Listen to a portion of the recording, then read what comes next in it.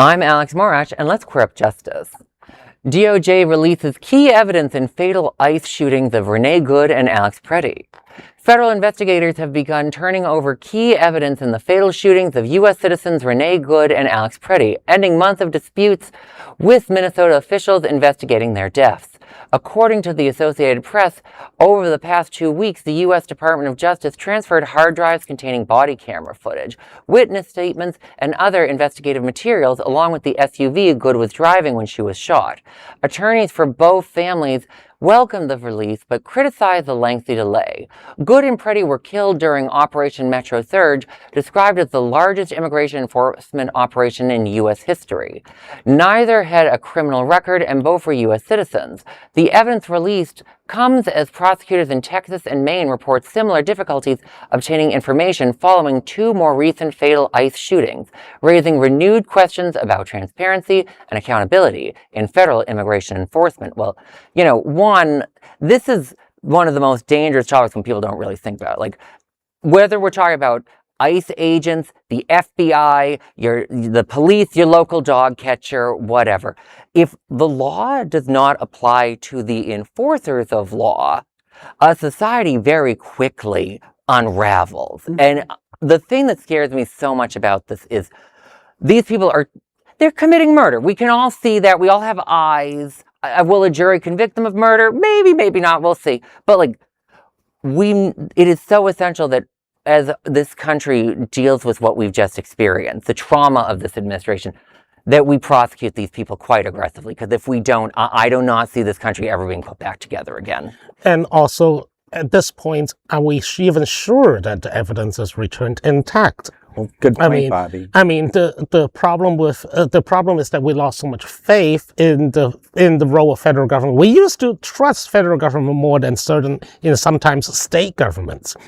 State governments might be corrupt, or the local police department may cover up something, and then FBI swoop in with a civil rights probe, and that's when the truth comes out. Now, even when the feds step in, we are not sure if we are getting the full version of the truth.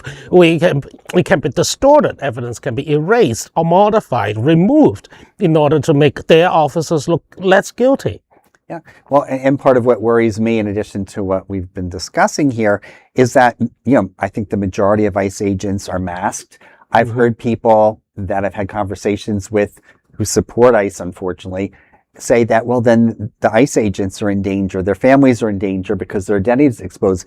To me, if they're charged with reinforcing law enforcement and doing their job, they should be unmasked. You know who else is masked?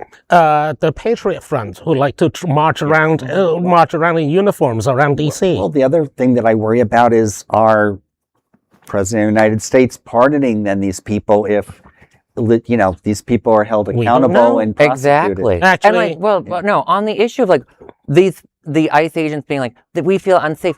What has, for the government to do things in a way where so many members of the public want to commit violence against you, as a political scientist, you have to really go out of your way to create that problem in a nation state. There is something inherently broken when ICE agents are claiming especially in the United States where we have decades of TV shows on popular culture where literally respect the police is the model. It was bought and paid for, and basically tell people, obey your law enforcement. And now we're seeing essentially a widespread distrust of it, and not just among minorities. There's always been that way around certain minority groups. But now it's even people who are your average suburban family who no longer trust governmental institutions where they were trained to for decades. Well, you bring up a good point.